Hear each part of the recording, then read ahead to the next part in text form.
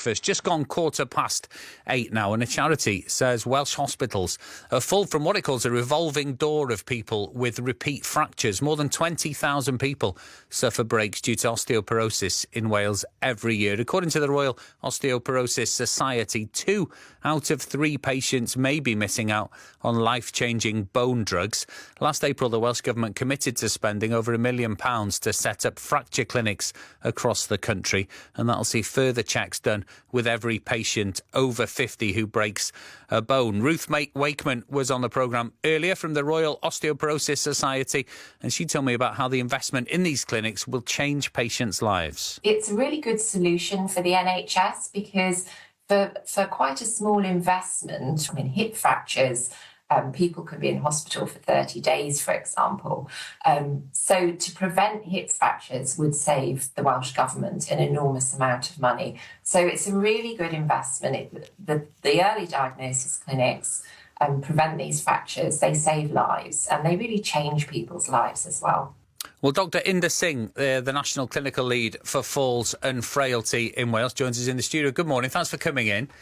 We heard from Ruth there talking about essentially getting more people diagnosed. Yeah. Prevention is better than cure, as people say. Is that part of the work you're doing? Well, thank you for having me, and that's completely, I agree with you, and that's the way forward. We need to invest more in the preventative services. The fracture-related services are a type of a secondary prevention, where a first fracture has happened and now we have to prevent the next fracture, which often labelled as re-fracture, and that's where the savings are. But as Ruth mentioned savings, but for my National Clinical Lead role-off, I need to think of beyond saving. Is the impact on individual, impact on their loved one, and that impact following a fracture is unmeasurable. That's a life-changing event. The individual who simply have a wrist fracture may not be able to do things what they used to do normally, and if they had a spine fracture, they're living with a debilitating pain, impact on their life and the posture, and that's the confidence being affected. And following a hip fracture, they might not even return to the normal place of living. Sometimes they require a care home, and often people do die at the end of 1 year, and that mortality can be prevented. So there's a lot we can do for preventative part, but I'm very grateful to the Welsh Government's 6 Goals team, Value team, who have actually worked together with us alongside ROS and help us to produce a quality statement. And that's where we'll be thinking more on the primary prevention part. So targeting those who are at a high risk, particularly those living with dementia and those individuals at high risk having been on steroids or eating disorders, and we'll be working with them to see how we can minimize the first fracture. And in this, particularly, we're also going to focus on women's health, because that's something is under-addressed both in research and in our clinical practice.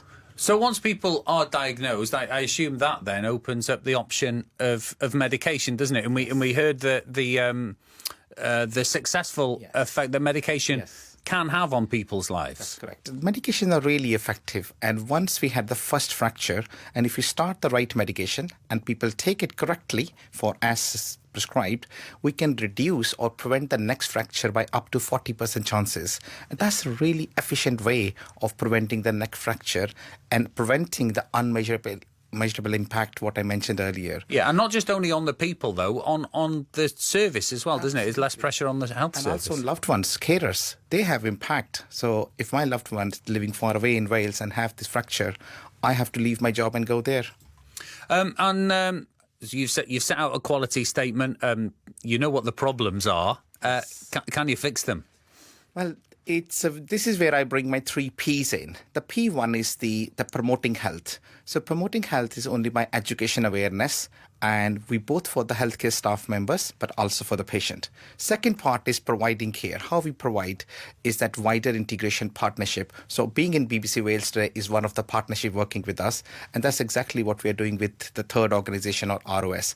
The final part of the P is the protecting patient by giving these medication. And whether it's of primary prevention or a secondary prevention, we can protect people.